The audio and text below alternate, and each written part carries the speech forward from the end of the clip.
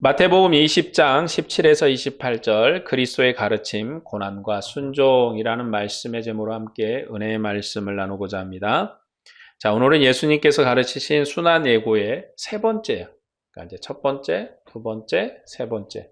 마지막 순환에 대해서 이렇게 세 번이나 본인이 이제 십자가에 죽으시고 달리시고 부활하실 것에 대해서 이렇게 세 번이나 확증해서 말씀하신 것은 반드시 이루어질 것이고, 그리고 그의 순환은 완성의 순환이고 반드시 승리의 순환으로 또 결정지어질 것을 말씀하는 것입니다.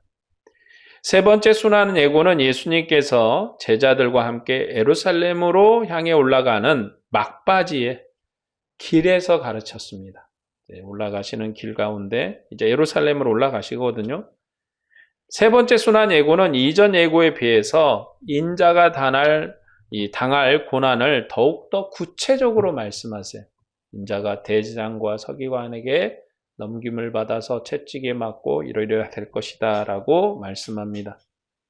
세 번째 순환 예고에 대한 각 복음서의 내용을 우리가 또 봐야 되겠죠.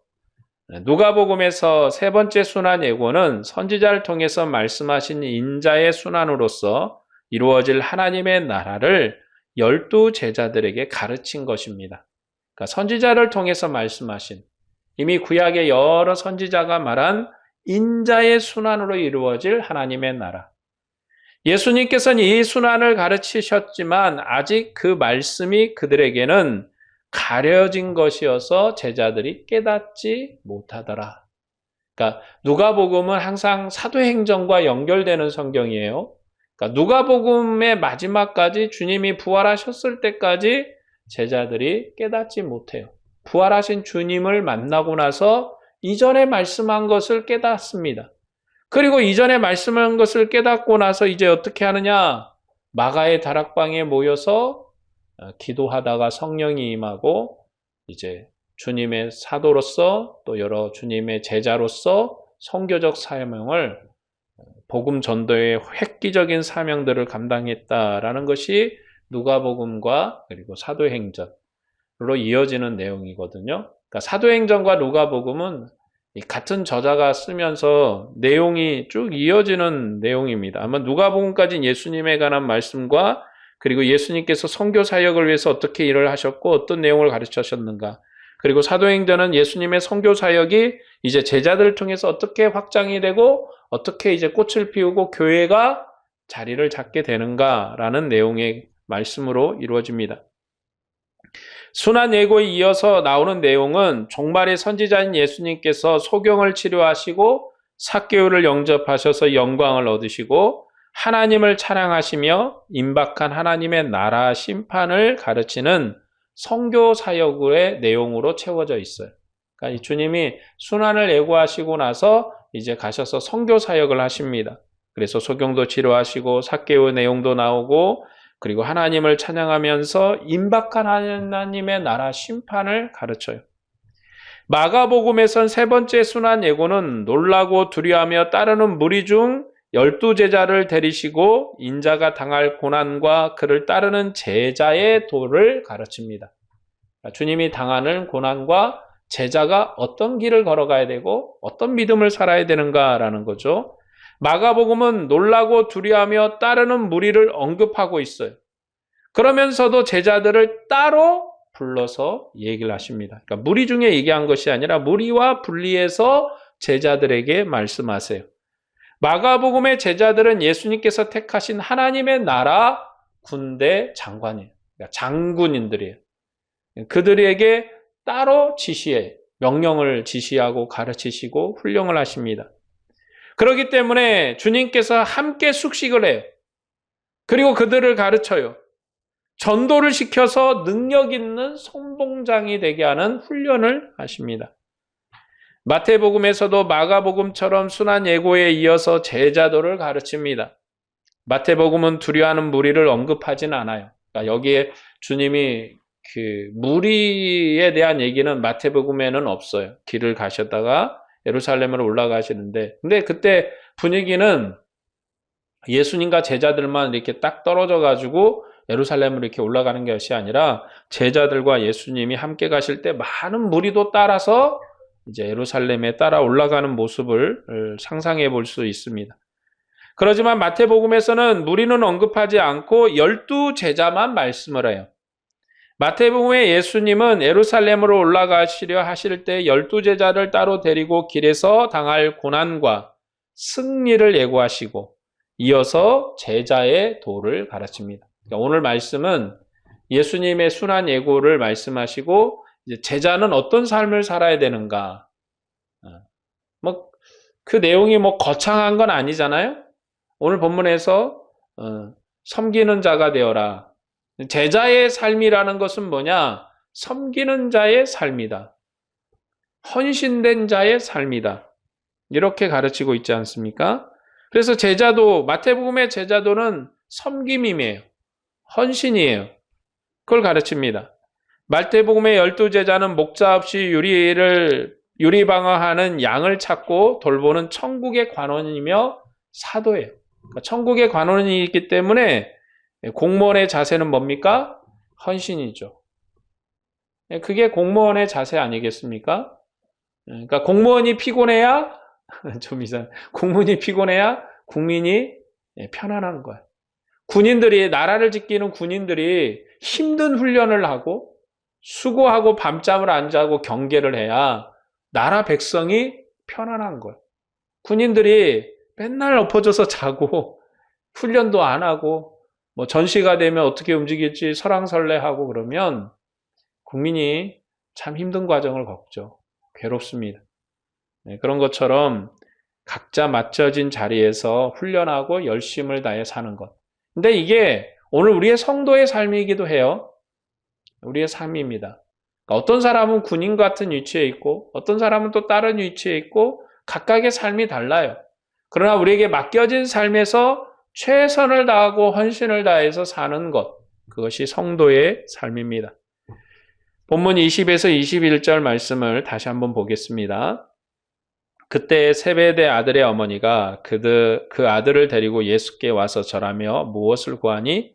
예수께서 이르시되 무엇을 원하느냐? 이르되 나의 이 두 아들을 주의 나라에서 하나는 주의 우편에 하나는 주의 좌편에 앉게 명하소서. 자, 예수님께서 이제 예루살렘으로 올라가셔서 대제사장들과 서기관들과 여러 사람들에게 고난을 당하고 결국은 십자가에 못 박혀 죽으리라 말씀하신 다음에 있었던 사건입니다. 이제 여기는 예수님의 순환 예고는 사실 딱히 별게 말씀드릴 내용이 없어요. 딱 그대로니까. 자, 여기서부터가 제자의 도에 관한 얘기가 시작이 되는 거예요. 그러니까 예수님이 순환을 예고하셨고 이 제자의 도, 제자가 어떤 삶을 살아야 되는가 하는 얘기가 여기서부터 이제 20절부터 28절에 이르는 이제 내용이죠. 그래서 앞에 내용은 우리가 17절부터 이건 17, 18, 19절까지는 예수님의 순환 예고 길에서 말씀하셨다. 그리고 예수님이 십자가를 지시고 채찍을 맞으시고 고난을 당하여 죽을 것이다. 그것까지 딱 말씀하신 걸로 정리가 된다면 이제 우리가 오늘 고민할 말씀의 내용은 제자의 도에 관한 거예요. 자, 오늘 어떤 사건이 있습니까? 자, 세베대의 아들의 어머니, 그러니까 어머니가 아들을 데리고 왔어요. 2명입니다. 1명이 아니고 두 아들을 주의 나라에 하나는 우편에 하나는 좌편에 앉게 명하소서. 그러니까 지금 예루살렘 앞에 둔 시점에서 제자들은 주님의 나라에서 주님의 좌우편을 두고 다투는 모습으로 보여요. 마가복음은 형제인 야고보와 요한이 주님께 나와서 요청을 했다. 어머니는 없고 직접 당사자들이 요청했다.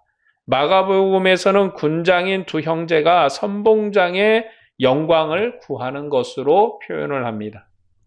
마태복음에서는 야고보와 요한의 어머니가 여기 이제 직접 야고보나 요한이라 않고 세베대의 아들들이죠.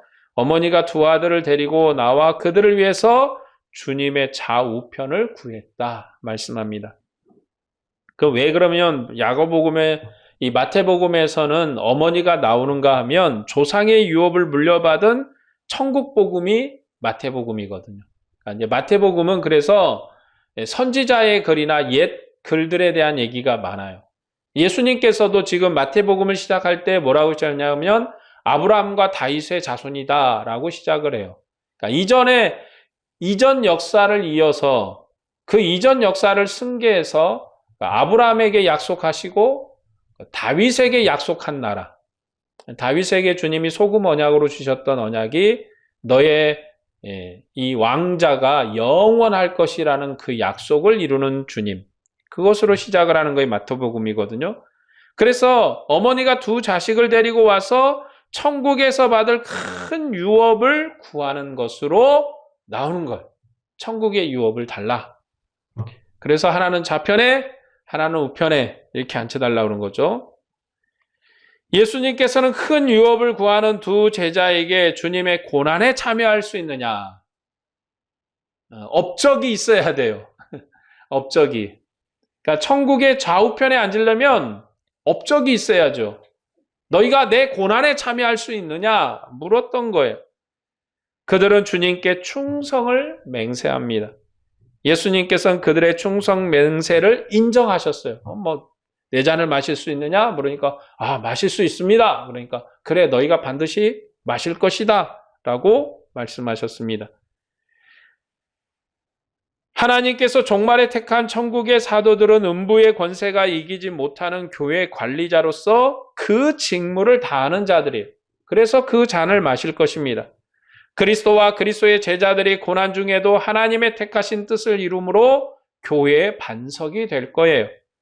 주님의 나라에서 좌우편은 하나님 아버지께서 그 나라를 위해서 일하도록 예비한 자들에게 그 수고의 상으로 주실 것입니다. 그러니까 좌우편에 앉는 자들이 한두 명이 아니에요. 한 명, 두 명 이렇게 딱 앉는 게 아니라 수많은 자들이 주의 좌편에, 우편에 있을 것이다. 그러나 그들에게 주님의 나라를 위해서 수고한 자들, 주님의 나라를 위해서 헌신한 자들에게 예비되어 있다는 거예요.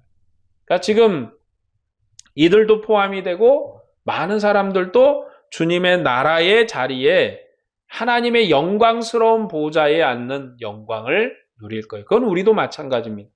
우리도 어떻게 주님의 나라에 헌신했는가? 어떻게 주님의 나라에 충성했는가? 근데 그건요, 커트라인이 없어요. 여러분, 주님의 나라는 커트라인이 없습니다. 예수 믿고 구원받으면 천국 간다. 이 단순한 논리로 우리가 하나님의 구원을 얘기하는 게 굉장히 어려운 거예요. 그냥 쉽게 우리가 세상의 복음을 전하기 위해서 쉽게 말하지만 신앙의 한 단계, 한 걸음만 올라가서 보면 어떤 주님의 커트라인이 없어요. 여러분, 헌신한다는 기준이 뭔가요? 사랑한다는 기준이 뭔가요? 충성한다는 기준이 뭔가요? 우리가 주님의 나라를 위해서 우리가 모든 것을 다한다는 기준이 뭔가요? 그런데 주님이 이미 우리에게 기준을 말씀하셨어요. 최선을 다하는 것. 그게 바로 과부의 두뇌 돈 헌금에서 우리는 찾을 수가 있죠. 그러니까 최선을 다하는, 여러분의 삶에서 이게 최선이냐? 옛날에 어떤 드라마 보니까 이것이 최선입니까? 이렇게 질문하는 드라마가 있더라고요. 그런데 주님이 우리에게 묻는 거죠. 이것이 너의 최선이냐? 그러니까 사실 신앙은요, 굉장히 어려운 거예요. 어려운 거. 제가 생각할 땐 굉장히 어렵다. 왜냐하면 무엇이 최선인가? 무엇이 헌신인가? 그것은 나만 아는 거예요. 내가 이것이 내 최선이다. 그러나 너무 또 어렵게 생각할 것만 없어요. 우리 주님은 사랑의 주님이라 인애와 자비가 많으십니다. 그러니까 여러분, 우리가 뭔가 엄청난 일을 해야 하나님의 영광을 얻는 것이 아니라 작은 노력도, 작은 헌신도 주님은 우리를 어여피 여기십니다. 그것이 우리가 주님의 나라를 바라보는 은혜예요. 그래서 주님의 나라의 좌우편은 이미 하나님의 나라를 위해서 헌신하는 자들에게 예비되어 있어요. 그리고 그들의 상이에요. 그런데 그 상은 뭔가 대단한 일을 해야 되는 것이 아니라 주님처럼 십자가에 죽어야지만이 되는 것이 아니라 주님이 인애와 자비와 사랑으로 각자에게 맡겨준 삶에 헌신할 때 얻는 거예요. 여러분, 어떤 사람은 앞에 나와서 얘기하고 말하는 것을 잘하는 사람이 있어요. 그러나 어떤 사람은 앞에 나가서 얘기를 하면 말도 못하는 사람이 있어요.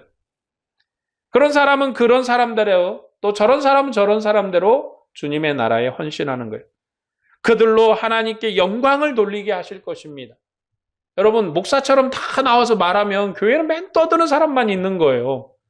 말하면 듣는 사람도 있어야 되고 또 일하는 사람도 있어야 되고 각자 맡겨진 사명의 길이 있다는 거예요.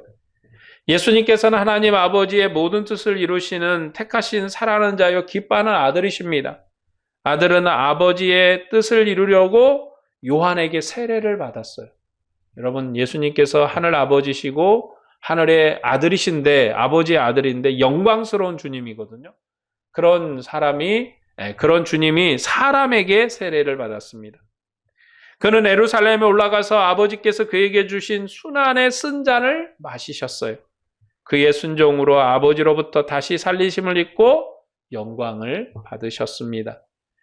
주님께서 택하신 12사도는 하늘 아버지께서 아들에게 주신 천국 일꾼들이에요. 그들은 하나님의 택하심을 입은 자로서 사역을 감당하는 자들입니다. 그들이 이 사역을 감당하면 하나님께서 좌우편에 앉는 상을 주실 거예요. 각자, 여러분 12사도들도요, 다 사명이 달랐던 거예요. 베드로 사명이 다르고 야고보 사명이 다르고 요한의 사명이 다르고. 자, 오늘 여기 야고보가 나오잖아요. 야고보는 별 할 일도 없었어요. 여러분, 야고보가 뭔 일 했습니까? 그냥 시작하자마자 순교하신 분이시잖아요. 그러나 그는 순교의 헌신이 있는 사람. 그리고 요한은요, 제사 중에 제일 오래 살았어요. 다 다른 사도들 다 죽고 교부들까지 다 죽고 나누까지도 살았다, 그런 거죠. 전설에 의하면 150살을 넘게 살았다는 얘기가 있다는데 그건 믿거나 말거나. 그러나 어쨌든 간에 중요한 핵심은 오래 살았다는 거예요. 그리고 그의 죽음은 많은 고통과 아픔 속에서 많은 슬픔을 보고 조용히 잠이 들었습니다. 목이 잘려 죽거나 사도 바울처럼 목이 잘려 죽거나 그러지 않았단 말이에요. 그러나 오래 사는 것, 그것이 그의 사명이에요. 그러니까 12제자의 모든 삶을 봐도 다 달라요. 다 다릅니다.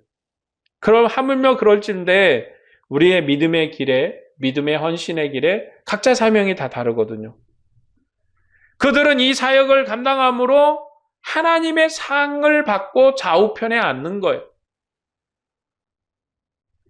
아들이 아버지께 마시게 하신 순환의 쓴 잔을 마심으로 아버지께서 그에게 주신 사역을 감당하고 상을 받으셨습니다. 그들도 그처럼, 아들의 제자들도 그처럼 고난의 길을 걸어서 그들의 사역을 감당함으로 그들을 택하신 아버지로부터 각각 상을 받는 거예요. 본문 26에서 28절 말씀을 한번 볼까요? 너희 중에는 그렇지 않아야 하나니 너희 중에 누구든지 크고자 하는 자는 너희를 섬기는 자가 되고 너희 중에 누구든지 으뜸이 되고자 하는 자는 너희 중에 종이 되어야 하리라. 인자가 온 것은 섬김을 받으려 함이 아니라 도리어 섬기려 하고 자기 목숨을 많은 사람의 대속물로 주려 함이니라. 주님께서 제자들을 불러다가 주님의 나라에서 영광을 다투지 말라 당부를 하셨어요. 예수님께서는 제자들이 주님의 나라의 영광을 다투는 것을 이방 집권자들이 지배하기 위해서 권세를 구하는 것과 같은 의미임을 말씀하면서 금지시키셨습니다. 다투지 마라. 이는 제자들의 권력욕을 금지하신 말씀이 아니에요. 그러니까 여러분, 주님의 보좌 우편에 앉는다. 그것은 권력욕에 관한 것이 아니라 이전에 구약의 나라와 다른 천국의 새로운 질서를 가르치신 거예요. 자, 오늘 여기서 우리가 이제 얘기할 건 뭐냐면요. 그러니까 지금 세베대 아들의 어머니가 나와서 이 두 아들의 좌우편의 자리를 구했잖아요. 근데 이게 어떤 의미인가? 지금 욕심이 나가지고 우리 아들 지금 여기서 지금 승진하는 거, 또 좋은 자리를 얻는 청탁인가? 여러분, 이게 청탁이 아니라 구약적 배경이 있는 거예요. 구약 시대의 유업 분배 때 주님께 충성한 자가 더 좋고 더 많은 유업을 구하고 큰 자가 되려고 하는 것은 칭찬받을 만한 믿음인 거예요. 여러분, 이스라엘 백성이 가나안 땅에 이제 들어갔을 때 광야 생활 40년을 끝내고 가나안 땅에 들어갈 때 이 기드온이 나와서 자기 땅을 요구합니다. 그렇죠? 기드온이 누굽니까? 모세가 보낸 정탐꾼 중에 한 사람이었어요. 그때 정탐꾼들이 돌아와서 보고를 했는데 이제 각 12지파에서 한 명씩 뽑아서 12명의 정탐꾼이 갔잖아요. 그래서 다 이제 가나안 땅을 정탐하고 돌아와가지고 보고를 하기를 이 여호수아와 기드온이 아니라 갈렙, 죄송합니다. 갈렙, 여호수아와 갈렙이 말합니다. 갈렙이 말하기를 밥이다, 우리의 밥이다, 이길 수 있다. 그런데 나머지 사람들이 뭐라고 하냐면 너 얼마나 키가 크고 튼튼하고 건장한지 도저히 이길 수가 없다. 부정적인 그런 보고를 하죠. 근데 10대 2잖아요. 그래서 사람들의 마음이 흔들려서 가나안 정복을 못합니다. 그때 하나님이 여호수아와 갈렙에게 약속을 하셨어요. 너희가 정탐하기 위해서 밟고 지나온 땅을 내가 너에게 주겠다. 약속했어요. 여호수아와 갈렙에게 주신. 그러니까 한 지파에게 땅을 불어하신 것이 아니라 믿음에 헌신하고 충성하고 목숨을 바쳐서 가서 정탐하고 와서 하나님이 우리로 이기게 할 수 있다는 보고를 한 그들에게 이 땅을 주겠다 약속을 하셨어요. 그러니까 지금 구약시대 때 유업을 분배하는 이 일에 있어서 자기의 조건을 내걸고 얘기하는 것은 그들의 믿음이에요. 그들의 헌신이에요. 그들의 충성에 대한 대가예요. 지금 어머니는 두 아들을 종말 천국의 유업을 구약시대 유업 방식으로 구하고 있는 거예요. 주님의 나라가 세워지고 헌신할 때 지금 이 두 아들이 목숨을 바쳐서 헌신할 건데 좋은 자리를 주세요. 그들이 지금 이제 충성을 맹세하는 거예요. 좋은 자리. 지금 뭔가 일을 다 했으니까 그런 것이 아니라 하나님의 나라를 소망하고 하나님의 나라를 기대하고 하나님의 나라의 영광을 이미 이루어진 걸로 소망하면서 고대하면서 얘기하고 있는 거예요. 이 두 아들이 헌신할 것입니다. 충성할 것입니다. 주님을 위해서 목숨을 바칠 것입니다. 그러니까 좋은 자리에 앉게 해주세요. 이것은 그냥 지금 어떤 청탁을 하는 것이 아니고 과한 요구를 하는 것이 아니라 믿음에 대한 구약의 헌신적 그러한 요구예요. 이미 이들의 고백처럼 됐지 않았습니까?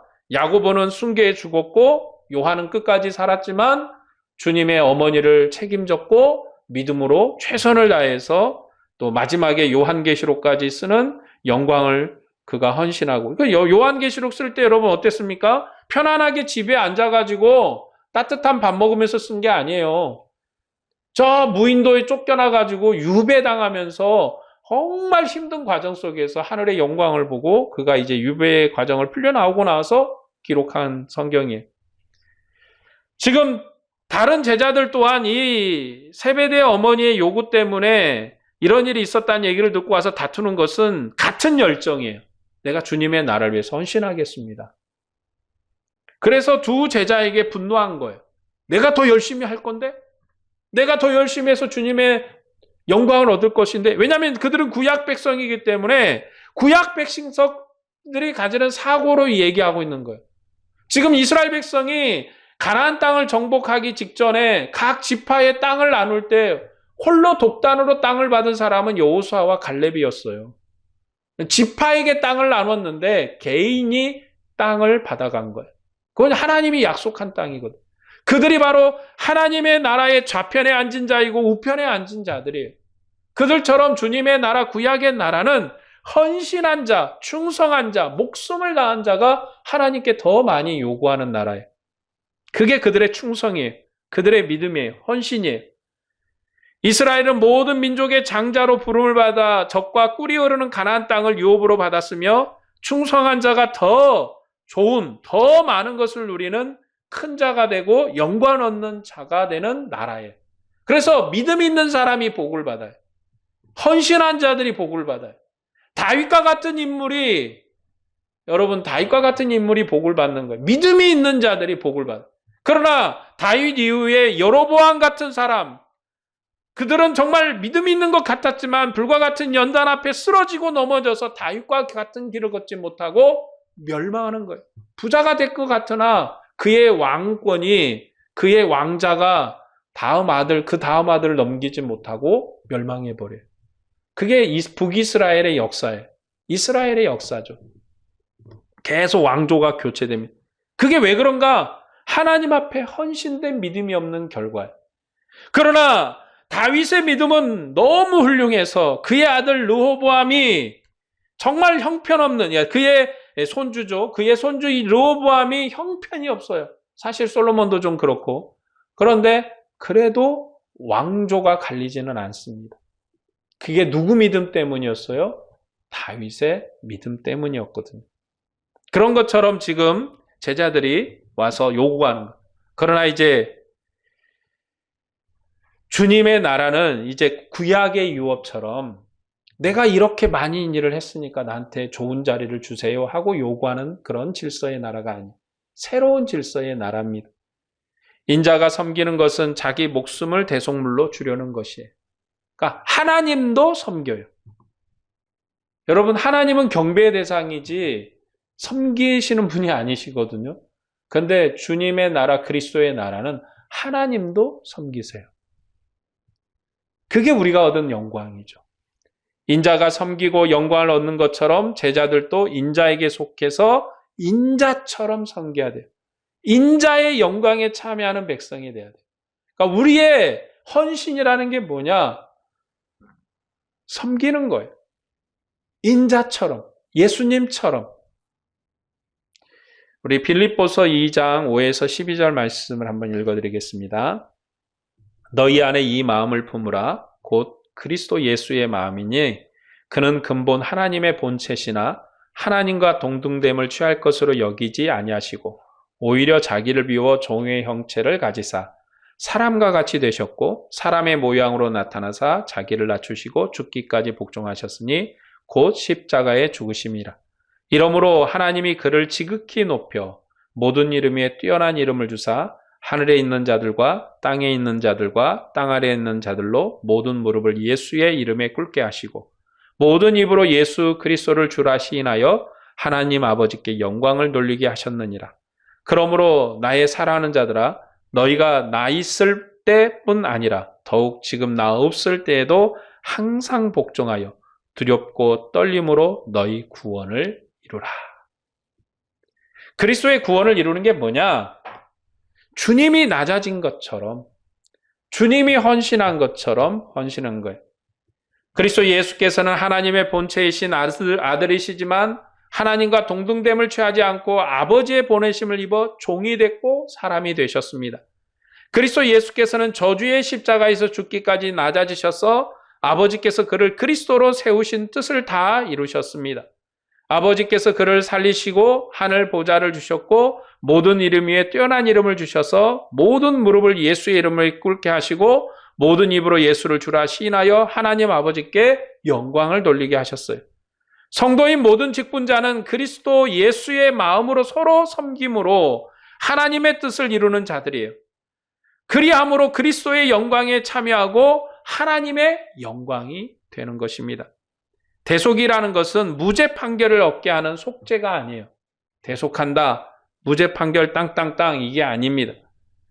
그리스도 예수에게 속한 자가 되어서 그의 마음으로 섬기는 천국 백성을 삼는 대속이에요. 우리를 대속한다 그러니까 우리는 죄가 용서된 것 끝. 그게 아니라 죄 용서된 다음에 뭐예요? 뭐예요? 죄 용서된 다음에 뭐야? 그냥 죄 용서받으면 끝이에요? 아니에요. 그리스도의 사람이 되는 거예요. 주님이 우리를 뭘 삼으려고 하는가? 죄 용서된 무죄인을 삼으려고 하는 것이 아니라 그리스도의 나라는 죄 있는 백성이 없어요. 그리스도의 나라는 범죄한 자가 없어요. 그래서 주님이 대속하신 거예요. 용서하신 거예요. 속죄하신 거예요. 그 다음에는요. 그리스도의 사람으로 그리스도의 백성으로 세워지는 거예요. 그러니까 우리가 바로 주님의 은혜로 대속을 받았어요. 우리가 이제 무죄인이 됐다, 자유자가 됐다 이걸로 끝이 아니라 우리를 그리스도의 백성 되게 하기 위해서 우리를 그리스도의 사람 되게 하기 위해서 주님이 우리를 대속하신 거예요. 주님이 우리를 대속해서 그리스도의 사람 되게 하신 거예요. 그러면 우리는 그리스도의 사람으로 사는 거예요. 그리스도의 사람으로 헌신한 거예요. 이것은 제자들도 마찬가지입니다. 이게 바로 제자도예요. 마태복음이 말하는 제자의 도는 뭔가 그리스도의 사람으로 대속돼서 그리스도의 사람으로서 그리스도께서 하신 것처럼 헌신하는 거예요. 주님이 우리를 위해서 생명을 드린 것처럼 우리도 헌신하는 것입니다. 오늘 말씀을 정리하겠습니다. 하나님께서 종말에 택하신 천국의 사도들을 음부의 권세가 이기지 못하는 교회의 관리자로 그 직무를 다하게 하셨습니다. 고난 중에도 하나님의 택하신 뜻을 이룸으로 교회의 반석이 되게 했어요. 주님의 좌우편은 이러한 헌신한 자들에게 주님께서 예비한 자리입니다. 그러므로 우리도 그리스도의 고난의 길을 걸어서 우리에게 주신 사역을 감당해야 돼요. 우리는 주님께서 세우신 천국의 일꾼입니다. 천국의 일꾼은 순환의 쓴 자를 마시는 거예요. 고난의 길을 걸어서 우리가 주님의 일을 감당하는 것입니다. 이런 일꾼에게 하나님께서 각각 상을 주세요. 각각 주십니다. 천국은 구약시대와 다른 새로운 질서의 나라예요. 구약시대는 공적이 크고 높은 자들이 더 많은 영광을 얻는 시대였습니다. 그러나 천국은 작은 자, 아주 비천한 자도 주님의 은혜의 상을 받는 시대예요. 주님도 종으로 사람으로 고난의 잔을 마셨고 십자가를 지셨습니다. 사람들은 그것이 실패라고 절망이라고 했어요. 그러나 그의 숭고한 고난과 죽음은 그리스도의 나라의 반석이었습니다. 하늘 아버지의 영광이었습니다. 우리가 각자의 맡겨진 삶에서 주님을 위해서 수고하고 고난의 잔을 마시면서 고통의 십자가를 지며 주님께서 하늘의 영광을 주실 것입니다. 우리는 그리스도의 겸손과 사랑의 섬김을 배워야 돼요. 그리고 그리스도의 길을 걸어야 합니다. 이것이 우리의 신앙이에요. 신앙이 뭐냐? 예수 믿는 거 이게 아니라 우리의 신앙은 그리스도의 겸손을 배우는 거예요. 그리스도의 사랑을 섬김을 배우는 거예요. 이것이 우리의 신앙이고 믿음이고 소망입니다. 오늘 또 주님의 영광을 위해서 수고하는 여러분에게 주님의 은혜와 평강이 충만하기를 축복합니다. 기도하겠습니다.